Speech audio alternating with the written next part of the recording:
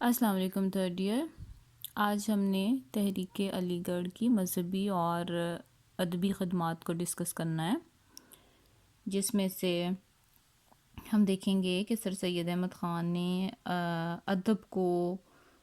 قومی ترقی کا ذریعہ بناتے ہوئے کن مختلف موضوعات پر جو تھا وہ لکھا تھا۔ سب سے پہلے ہم دیکھیں گے خطبات احمدیہ۔ سر سید احمد خان نے انگریز مصنف جو تھے ولیم میور کی کتاب لائف آف محمد کے جواب میں خطبات احمدیہ لکھی تھی، اور جتنے بھی اس میں حضور اکرم صلی اللہ علیہ وآلہ وسلم پر اٹھائے گئے منفی سوالات تھے، ان کا انہوں نے منطقی دلائل کے ساتھ ان کا اس بک میں جو ہے وہ جواب دیا تھا۔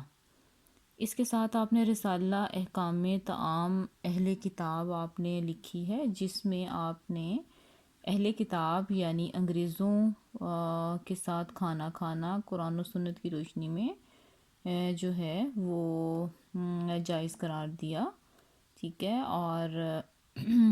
اس کے بعد آپ نے رسالہ تہذیب الاخلاق جو ہے وہ لکھی ہے،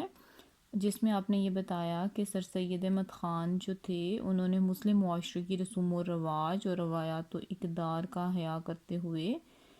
ایک رسالہ تہذیب الاخلاق کے نام سے شائع کیا تھا، اور اس میں شائع ہونے والے علمی اور ادبی مضامین کے سبب مسلمان مغرب کی معاشرتی اور تہذیبی اقدار سے محفوظ رہے، اور مغربی ثقافتی الغار کا مقابلہ کرنے کے لیے ذہنی طور پر جو تھے وہ تیار ہوئے تھے۔ اس کے بعد انہوں نے آثار السنادید جو ہے وہ لکھی تھی، 1846 میں آپ نے لکھی تھی، جس میں آپ نے مسلمانوں کو ان کے ثقافتی اور تہذیبی ورثہ سے روشناس کرایا تھا، اور جس میں دہلی کی مشہور مسلم تاریخی عمارتوں پر روشنی ڈالی گئی ہے۔ اس کے بعد آپ نے تبیین الکلام ہے، جو کہ سر سید احمد خان نے 1862 میں بائبل کی تفسیر تبیین الکلام کے نام سے لکھی تھی، جس میں آپ نے عیسائیت اور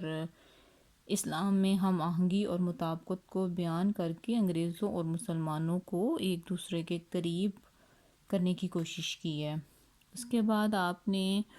جو ہے وہ آئین اکبری کی اثرنو اشاعت آپ نے کی تھی، 1885 میں جب آپ نے مغل بادشاہ اکبر اعظم کے درباری مصنف الفضل کی کتاب آئینہ اکبری کو نئے سرے سے آپ نے مرتب کر کے اس کو ترتیب دے کر اس کو شائع کیا ہے۔ اس کے بعد آپ نے تاریخ سرکشی بجنور جو ہے وہ آپ نے لکھی تھی، 1858 میں لکھی ہے، جس میں آپ نے جنگ آزادی کے حالات و واقعات کا ذکر کیا ہے۔ اس کے بعد تزک جہانگیری کا ترجمہ آپ نے جو ہے وہ لکھا ہے، جو سر سید احمد خان نے مغل بادشاہ جہانگیر کی کتاب تزک جہانگیری کا اردو اور انگریزی دونوں زبانوں میں آپ نے ترجمہ کیا۔ اور اس کے بعد آپ نے سر سید احمد خان کو اعلیٰ پائے کے دانشور جو ساتھی ملے تھے، جنہوں نے اپنی تحریکوں سے اور تحریروں سے ادبی دنیا میں بہت تہلکہ مچا دیا، اور جس میں سے جو کچھ ہیں وہ مولانا شبلی نعمانی تھے، جنہوں نے سیرت نبی، الفاروق، الغزالی اور المامون لکھی تھیں۔ اس کے علاوہ مولانا خالد تھے اور مولانا ڈپٹی نذیر احمد تھے۔